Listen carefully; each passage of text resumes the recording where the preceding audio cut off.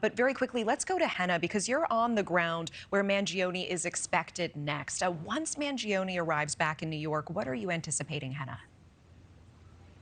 Hi, Natasha. Yeah, he will be arriving in about an hour. He is landing at an airport in Long Island. I am at the New York City Criminal County Court. That is right behind me, where he waived extradition in Pennsylvania, like you and Alex mentioned. Now, he could appear in front of a judge as early as today. You mentioned those litany of charges that he's facing. They include 11 counts. That's an indictment levied against him. They include first-degree murder and terrorism charges. So what happens after he appears before a judge? Well, he will more than likely be then transferred to Rikers Island. We are told he will be kept in isolation, and he will have his own cell because of the high-profile nature of this case.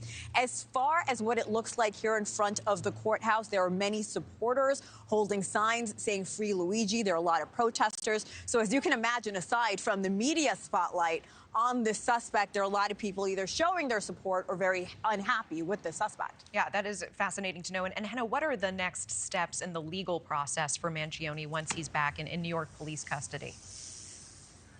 Yeah, so Alex and I talked about the state charges. Now, there is a good chance that federal charges could be levied against him as well. Mangione's attorney says she is ready for that. She says she will fight any additional charges, citing statutory double jeopardy concerns. Meanwhile, the Manhattan DA's office, Alvin Bragg, said the state case will proceed in parallel to the federal case. Of course, we'll have more answers today on whether he will be facing federal charges. But at this point, sources are telling NewsNation that will more than likely happen. Yeah, Henna, we appreciate you closely monitoring that. Alex, let's go back over to you with one more question, because you have been interviewing many people, even potential witnesses. Is there anything in particular that is standing out to you? Any specific account that you want to share?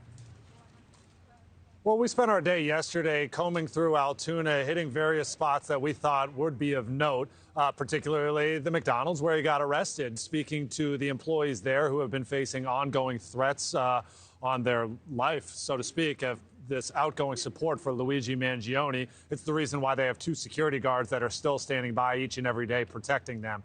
Speaking to some of the neighbors in the area, they said that the arrest was essentially silent, that they had no idea it was happening until the news was showing up that evening that Luigi Mangione was arrested only less than a block from their home. They also told me some information that we're still working to verify, specifically that Luigi Mangione visited a Best Buy in Altoona before getting arrested at McDonald's. We know that Mangione was arrested with a laptop in his possession at the McDonald's. So trying to figure out whether or not that laptop was purchased at that Best Buy. An employee did tell me that Mangione did go and visit that store, that he was actually browsing the internet using Google searches on some of those demo laptops that were there at that Best Buy, and one of those laptops had to be pulled off the shelves. We're still awaiting an official word from Best Buy corporate about that. Beyond that, we are also trying to piece together more information about how he made it to Altoona from New York. Specifically, we are hearing that he took Greyhound buses in between Philadelphia, potentially Pittsburgh, and then back here to Altoona. I spoke to a bus driver for Greyhound who claims that she was one of those people that actually gave a ride to Luigi Mangione. She claims that she witnessed him get on the bus, that he was not wearing a mask, and that he smiled at her and said good morning to her.